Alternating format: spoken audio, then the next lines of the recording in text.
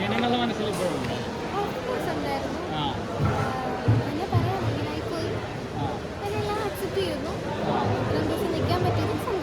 സന്തോഷം നിൽക്കാൻ പറ്റിയത് എല്ലാം അല്ലേ ഒരു വീഴ്ചയ്ക്ക് പാൽത്തറാതെ ആ ഒരു ഇഞ്ചുറി പറ്റി ഇത്രയും സർജറിയും കഴിഞ്ഞ് തിരിച്ച് കയറാൻ പറ്റിയില്ല. ഇത്രയും റിക്കവർ ആയില്ല. അതിനൊരു സന്തോഷം. ഭയങ്കര നമ്മുടെ ഫാമിലിയിൽ നമുക്ക് എന്ത് കറക്റ്റായിരുന്നു ഇങ്ങനെ സിറ്റുവേഷൻസും കണ്ടീഷൻസും ഉണ്ട്. അപ്പം ഇൻഫെക്ഷൻ വന്നതും അത് ഒന്ന് ഫുഡ് കഴിക്കാൻ പറ്റാത്തതും ട്രിപ്പ് ഇടുന്നതാണ്. അപ്പോൾ ലൈവിൽ വന്നതാണ് ട്രിപ്പ് ഇട്ട് പോകുന്നതും കാര്യങ്ങളൊക്കെ. എന്നിട്ട് ഇത്രയൊക്കെ സർവൈവ് ചെയ്യാൻ വന്നല്ലോ. പിന്നെ പുള്ളി സ്ട്രോങ് ആയതുകൊണ്ട് തിരിച്ചു വന്നു.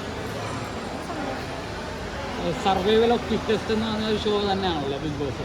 അപ്പോൾ അങ്ങനെ നോക്കുമ്പോൾ സർവൈവൽ ഓഫ് സിജോ അല്ലേ? അപ്പോൾ ലാലേട്ടൻ തന്നെ വീക്കെൻഡ് എപ്പിസോഡിൽ സിജോ തന്നെ അല്ല ഹീറോ എന്ന് പറഞ്ഞു. ലാലേട്ടൻ അത്ര വലിയ മനുഷ്യൻ, സിജോനെ ഹീറോ.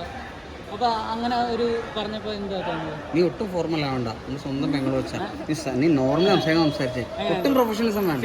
സ്വന്തം കൊച്ചാ അങ്ങനെയാണോ? എന്നെ വേണ്ട. വിനിചേട്ടനോട് പറഞ്ഞു എന്താ പറഞ്ഞു ചോദിക്കും. വിനിചേട്ടനാണ് എല്ലാത്തിനും കൂടെ ഉണ്ടായിരുന്നത്. എല്ലാ പ്രകൃതം ഞാൻ അല്ല ഹോസ്പിറ്റൽ കേസും എല്ലാം വന്നപ്പോൾ കൂടെ ഉണ്ടായിരുന്നു. ബിഗ് ബോസ് പ്രത്യേകം എടുത്ത് പറയുകയും ചെയ്തു വിനിചേട്ടനാണ് കൂടെ ഉണ്ടായിരുന്നത്. അപ്പം ഇത്ര വീഴ്ചയുടെ ഇടയിലും സിജോയ്ക്ക് ഒറ്റ പർപ്പസേ ഉള്ളൂ. ഇതിനകത്ത് കാശോ അല്ലെങ്കിൽ ഇതൊന്നും അല്ല. മെയിൻ പർപ്പസ് വെച്ചാൽ എത്ര ഇഷ്യൂ വന്നാലും അവന് അത് ഫുൾ കളിക്കണം, കപ്പെടുക്കണം തന്നെയാണ്. അവിടെ പറഞ്ഞ പോലെ ജനങ്ങളോട് കമ്മിറ്റ്മെന്റ്സ്. ഇതിനകത്ത് എഫേർട്ടും കാര്യങ്ങളും മാത്രമല്ല, കുറച്ചൊക്കെ ഭാഗ്യം വേണം. ഭാഗ്യമില്ല എന്ന് മാത്രമേ ചിന്തിക്കാൻ പറ്റുള്ളൂ. എന്തായാലും ഭാഗ്യം കുറച്ചുകൂടെ വേണമായിരുന്നു. ഞങ്ങൾ ചെയ്യേണ്ടതൊക്കെ നമ്മൾ മാക്സിമം ചെയ്തു, അവൻ ചെയ്യേണ്ട മാക്സിമം ചെയ്തിട്ടുണ്ട്. അൺഎക്സ്പെക്ട് അല്ല. ഇപ്പം ഓരോരുത്തർക്കും ഓരോ ബുദ്ധിമുട്ടുണ്ടാവും. ഇപ്പം നമുക്ക് കിട്ടാതാകുമ്പോൾ നമുക്ക് സങ്കടം ഉണ്ടാവും. പക്ഷെ അല്ല അൺഎക്സ്പെക്ട്. ഈ സീസൺ മൊത്തം അൺഎക്സ്പെക്ടഡ് ആയിട്ടുള്ള ഒരു സീസൺ ആണല്ലോ. ഒരു രാജാവില്ല. അത് അസത്യം സീസണല്ല അല്ലേ? അത് നമ്മൾ അൺഎക്സ്പെക്ടഡ് ആയിട്ടുള്ള ഈ നെഗറ്റീവ് സായിയുടെ ഒരു കോംബോ നെഗറ്റീവ് ഒരിക്കലുമില്ല. അതും ഞാൻ അങ്ങനെ ചിന്തിക്കാൻ പോലും പറ്റുന്നില്ല. സായിയുടെ കോംബോ നെഗറ്റീവ് എനിക്ക് തോന്നുന്നുണ്ട്. അങ്ങനെ ഒരിക്കലും നമ്മളതൊക്കെ ചുമ്മാ അടിച്ചിറക്കുന്ന കാര്യമില്ല. അതിങ്ങനെ കോമൺ നെഗറ്റീവ് പറയുന്നത് എനിക്ക് സൗഹൃദം.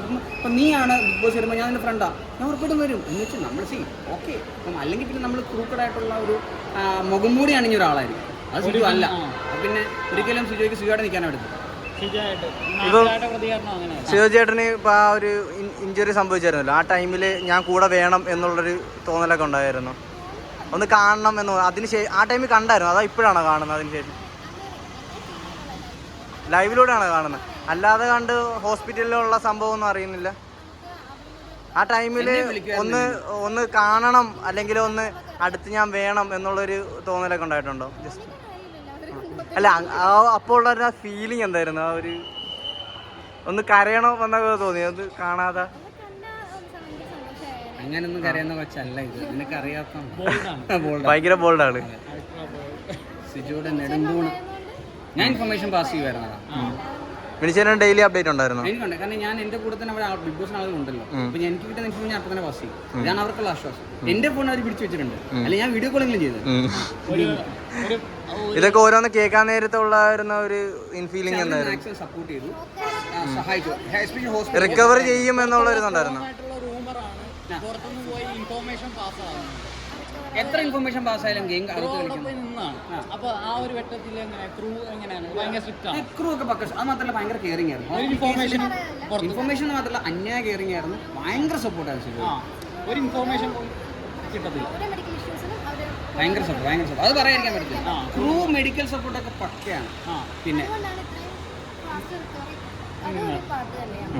ഇത്ര ആഴ്ച കഴിഞ്ഞിട്ടും തിരിച്ചു വരുന്നത് അതുകൊണ്ട് അവർ കാര്യം കയറി. നമുക്ക് കയറിയല്ലോ. മാഡം